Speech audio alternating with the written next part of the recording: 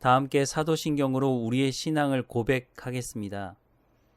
나는 전능하신 아버지 하나님, 천지의 창조주를 믿습니다. 나는 그의 유일하신 아들 우리 주 예수 그리스도를 믿습니다.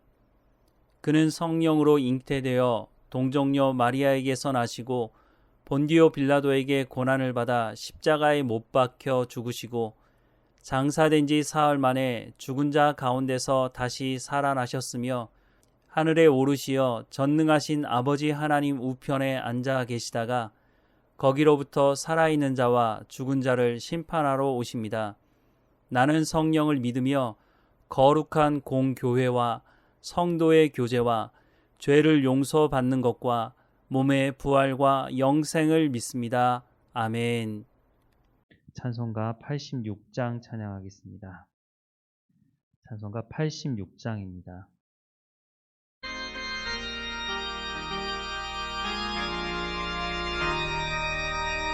내가 늘 의지하는 예수 나의 상처 입은 심령을 불쌍하게 여기사 위로하여 주시니 미쁘신 나의 좋은 친구 내가 의지하는 예수 나의 사모하는 친구 나의 기도 들으사 응답하여 주시니 미쁘신 나의 좋은 친구 주의 손을 뒤하고 살 때 나를 해할 자가 없도다.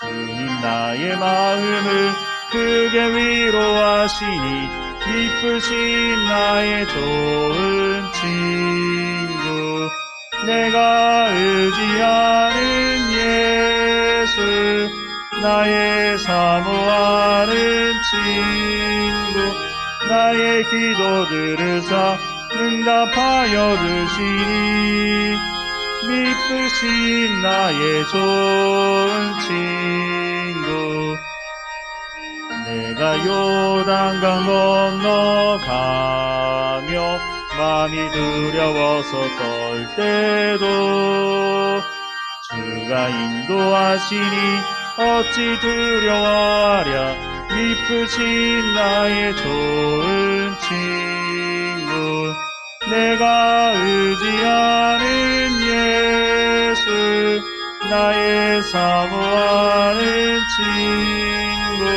나의 기도 들으사 응답하여 주시니 미쁘신 나의 좋은 친구 이후 천국에 올라가서 모든 성도들과 다 함께 우리들을 구하신 주를 찬양하리라 미쁘신 나의 좋은 친구 내가 의지하는 예수 나의 사모하는 친구 나의 기도 들으사 응답하여 주시니 미쁘신 나의 좋은 친구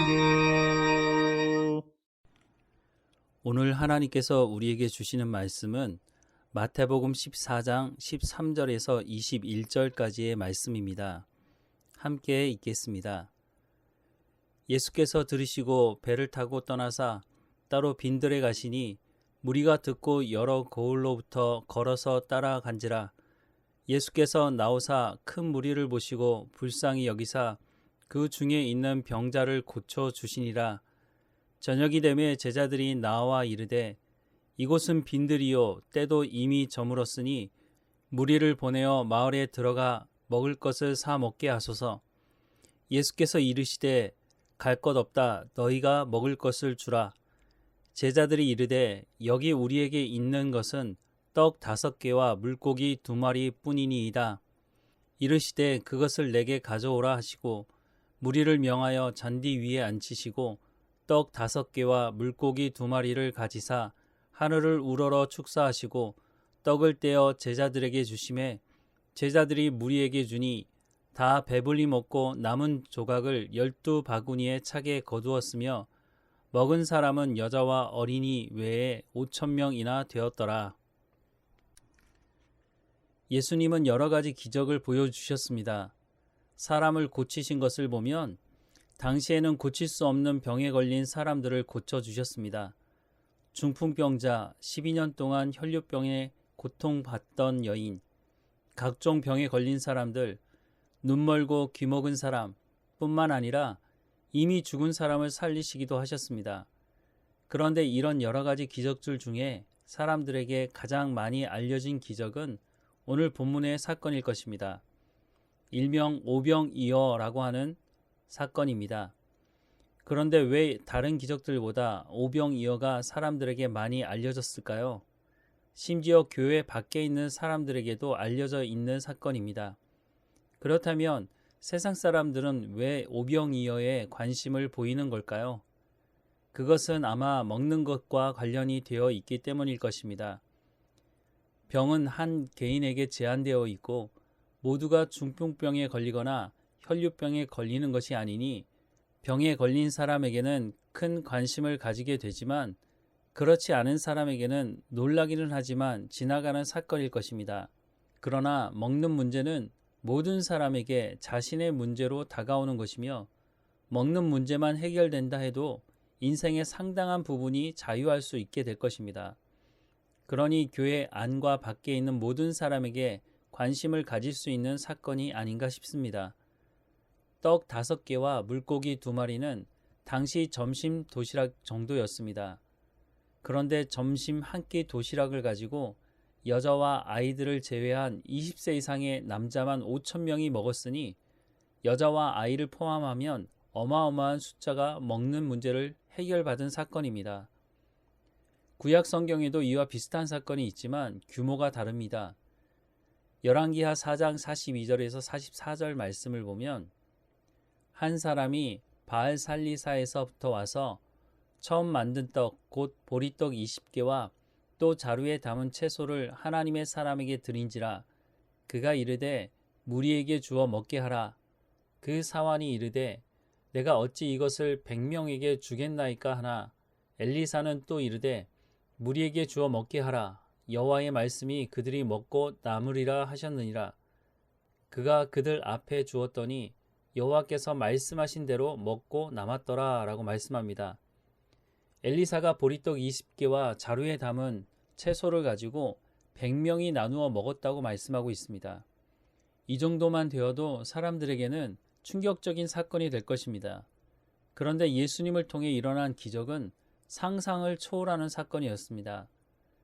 세상 사람들이 오병이어에 큰 관심을 가지는 것은 먹는 문제가 해결될 뿐만 아니라 엄청난 부를 축적할 수 있을 거라고 생각하는 것입니다.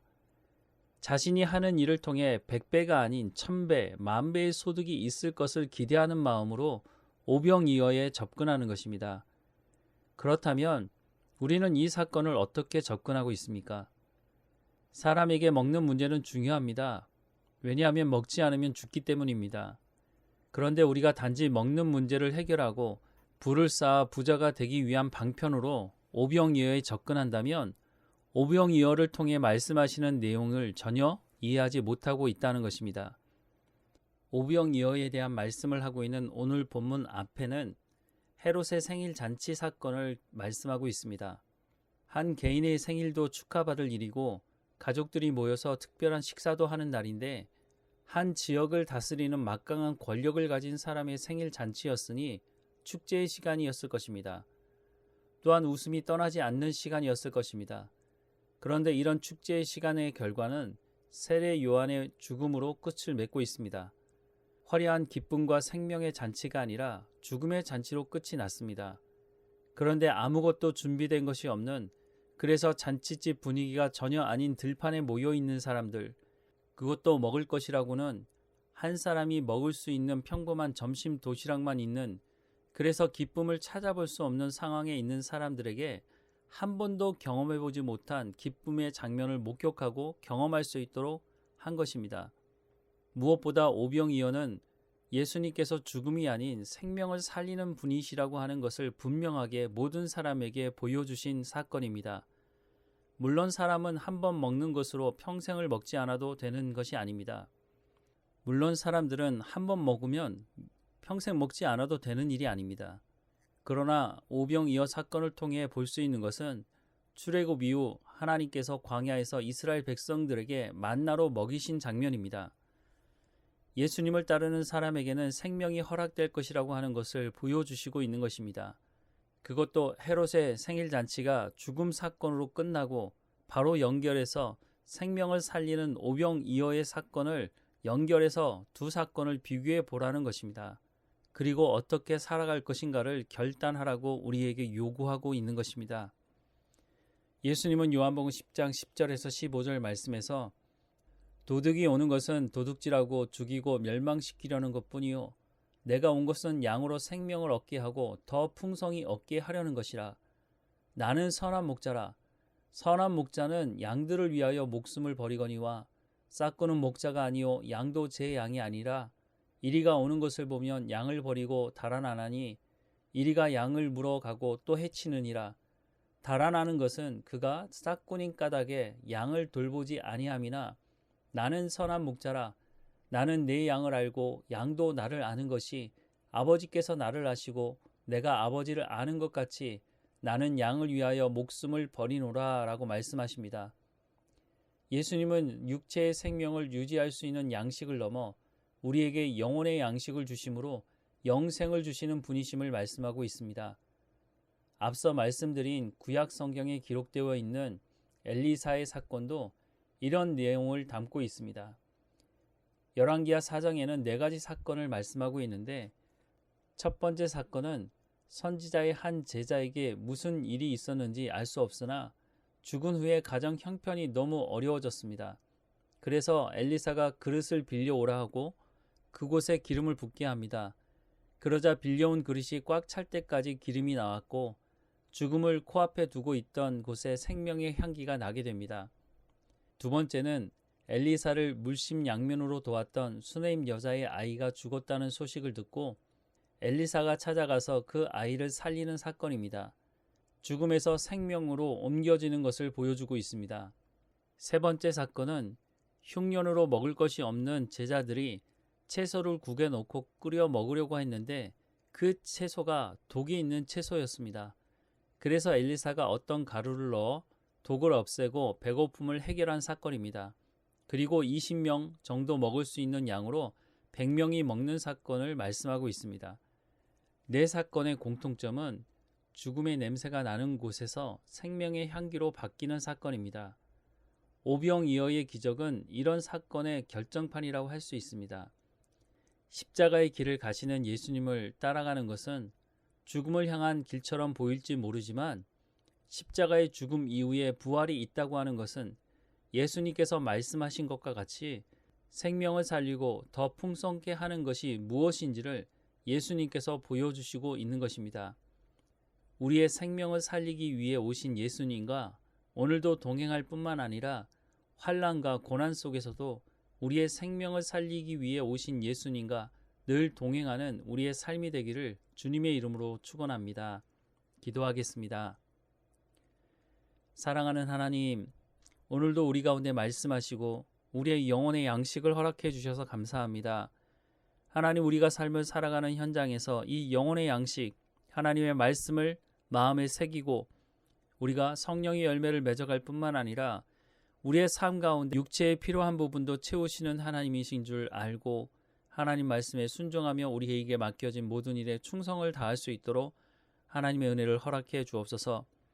우리의 삶을 통해서 하나님이 누구이신지가 증거되는 삶의 현장이 될 수 있도록 오병이어 사건을 통해서 생명을 살리시는 예수님을 우리가 경험한 것처럼 우리의 삶을 통해서 예수 믿지 않는 사람들이 우리가 전하는 복음을 통해 예수님을 만나고 생명이 살아나는 일을 우리도 보고 하나님께 영광을 돌릴 수 있도록 인도해 주옵소서. 오늘도 깨어있게 하시며 감사가 넘치는 삶이 될 수 있도록 인도해 주옵소서. 우리의 발걸음을 인도하시는 하나님께 감사하고 예수님의 이름으로 기도합니다. 아멘. 하늘에 계신 우리 아버지, 아버지의 이름을 거룩하게 하시며 아버지의 나라가 오게 하시며 아버지의 뜻이 하늘에서와 같이 땅에서도 이루어지게 하소서. 오늘 우리에게 일용할 양식을 주시고 우리가 우리에게 잘못한 사람을 용서하여 준 것 같이 우리 죄를 용서하여 주시고 우리를 시험에 빠지지 않게 하시고 악에서 구하소서. 나라와 권능과 영광이 영원히 아버지의 것입니다. 아멘.